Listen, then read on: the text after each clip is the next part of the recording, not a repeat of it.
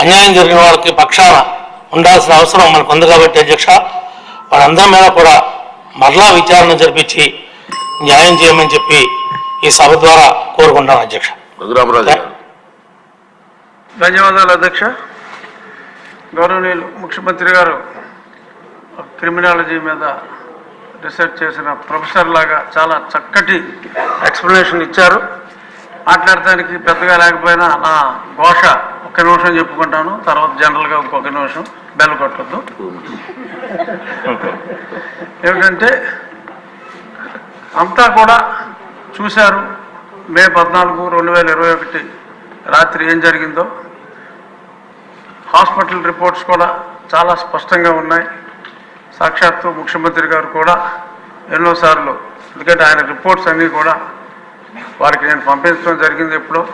అవన్నీ చూసిన తర్వాత నా మీద కస్టోడియల్ టార్చర్ జరిగిందని అంత స్పష్టంగా చెప్పిన తర్వాత 3 సంవత్సరాలు నేను కనీసం కంప్లైంట్ విచారణ కోరినా కూడా ఏమీ లేని పరిస్థితి. చిట్ట చివరికి ప్రభుత్వం మారి సుపరిపాలన చంద్రబాబు నాయుడు గారు ముఖ్యమంత్రిగా ప్రమాణ స్వీకారం చేసిన తరువాత నా కేసు రిజిస్టర్ చేయడం జరిగింది. మరి రిజిస్ట్రేషన్ అయితే అయింది కానీ ఇప్పటి వరకు విచారణ ప్రారంభించలేదు. అందుకు బాధ్యులైన ప్రధానమైన అధికారులు 307 అటెంప్ట్ టు మర్డర్ కేసు అంత స్పష్టంగా ఉన్నప్పటికీ జనరల్గా పోలీస్ డిపార్ట్మెంట్లో ఒక కేసు ఉన్నప్పుడు ఇమ్మీడియట్గా అధికారులను సస్పెండ్ చేయటం అనేది దట్స్ ద నామ్.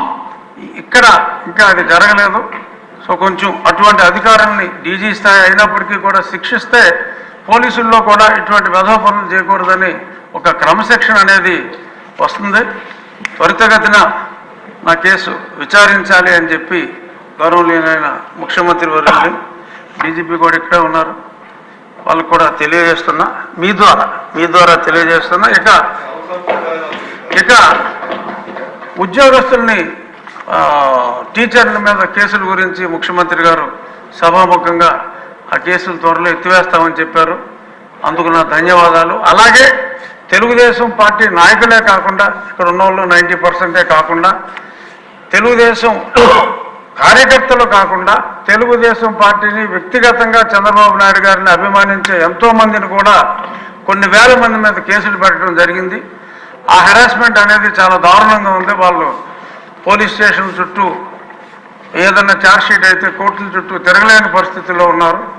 వారందరినీ కూడా ఉద్యోగస్తుల్ని ఎలా అయితే అనుకుంటున్నారో అదేవిధంగా మరి ఎలా చేస్తే బాగుంటుంది, దాన్ని అధ్యయనం చేయడానికి ఒక పోలీస్ ఆఫీసర్ని వేస్తారా, జడ్జిని వేస్తారా, త్వరితగతిన ఆ కేసులు మూసివేసేలాగా చర్యలు తీసుకోవాలని చెప్పి మీ ద్వారా ముఖ్యమంత్రి గారిని కోరుకుంటున్నాను. థ్యాంక్ యూ అధ్యక్ష. గౌరవనీయులు పవన్ కళ్యాణ్ గారిని మాట్లాడవలసిందిగా కోరుతున్నాను. థ్యాంక్ యూ అధ్యక్ష. గౌరవ ముఖ్యమంత్రి గారు